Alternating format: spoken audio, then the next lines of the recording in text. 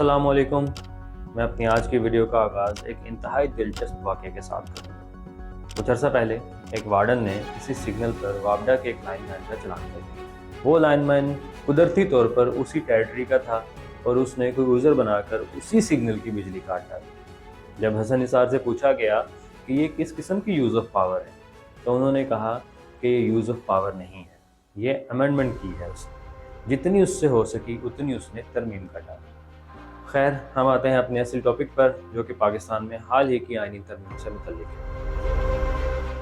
ये तरमीम तकरीबन सारी की सारी हायर जुडिशरी से मुतल्लिक है। ये अमेंडमेंट सिर्फ लॉ की अमेंडमेंट नहीं है, इसमें छुपा हुआ है deep rooted struggle for balance in governance. आइए इसको समझते हैं। मैं आपको बताता चलूँ कि पाकिस्तान ने अपनी तारीख में अभी तक 23 कॉन्स्टिट्यूशनल अमेंडमेंट्स देखी, जिसमें से 13 यानी आधी से भी ज़्यादा प्योरली जुडिशरी सेंट्रिक है। इसके मुकाबले में इंडिया, जिसने 106 अमेंडमेंट्स की, लेकिन सिर्फ 11 ऐसी हैं जो जुडिशरी को एड्रेस करती हैं। इस ऑब्सेशन की वजह अब आपके सामने है कि मसला बैलेंस ऑफ पावर का है।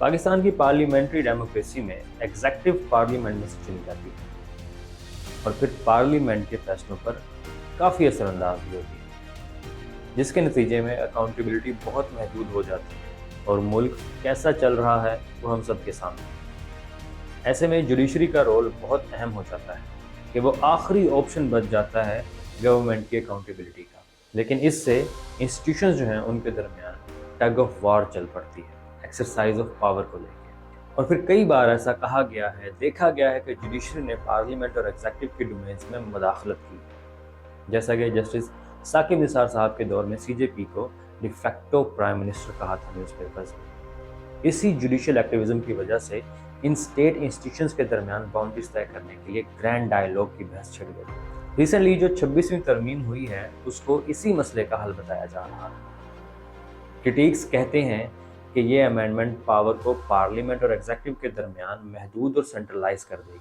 जबकि सपोर्टर्स कहते हैं कि ये डेमोक्रेटिक प्रोसेस को रिस्टोर करने और कंटिन्यू रखने के लिए बहुत ज़रूरी है कि पार्लियामेंट की सुप्रीमेसी हो। मुल्क की पार्लिमानी तारीख में अहम संगे मील आईने पाकिस्तान में 26वीं तरमीम, और इस आईनी तरमीम के जरिए एग्जीक्यूटिव ने कंट्रोल हासिल कर लिया है। मकासद हुए ना सर, ये तो फिर ये सियासी मकासद हुए।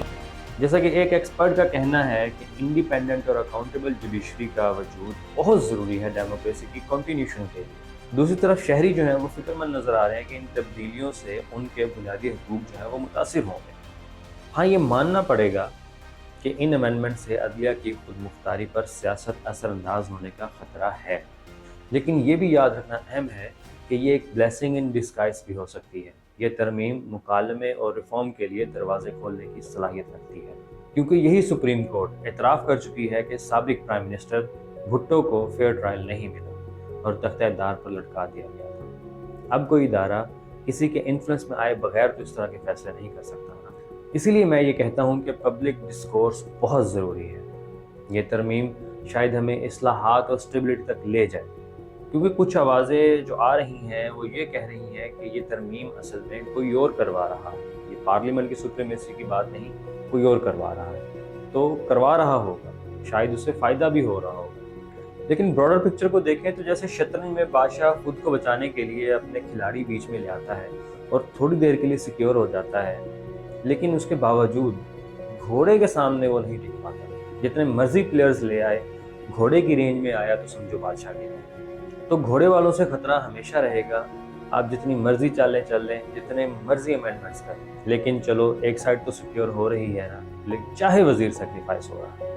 अच्छी बात जो मुझे लगी वो ये है कि इन तमाम तरह चैलेंजेस के बावजूद डेमोक्रेसी की स्पिरिट जो है वो प्रिवेल कर सकती है, क्योंकि शायद अब कोई पीएम पहली बार अपनी मियाद पूरी कर सकेगा, जो कि आज तक नहीं हुआ पाकिस्तान की हिस्ट्री में। और शायद इसी पॉलिटिकल स्टेबिलिटी को एनफोर्स करने के लिए पार्लियामेंट को सुप्रीम बनाया जा रहा है। इससे उम्मीद यही की जा रही है कि डेमोक्रेसी प्रिवेल करेगी। जैसा मौलाना फजल रहमान ने कहा कि डेमोक्रेसी की जीत है, लेकिन इसके साथ साथ हमें ये भी याद रखना चाहिए कि डेमोक्रेसी की जीत सिर्फ इससे नहीं होती, पब्लिक सर्विस से होती है और डिलीवरेंस ऑफ गुड गवर्नेंस से होती है। इसीलिए ये हम सब की, शहरियों की, कानून बनाने वालों की और अदलिया की जिम्मेदारी है कि हम एक मुतवाज़न मुस्तकबिल के लिए मिलकर काम करें। इस पब्लिक डायलॉग को نیشنل ڈائیلاگ لگائیں اور نیشنل اسمبلی کے فلور تک لے کے جائیں، اور ایک ایسا نظام بنانے کی کوشش کریں جو واقع میں ہی سب کی خدمت کرے، نہ کہ صرف لا بنے اور پیپرز کی حد تک محدود رہے۔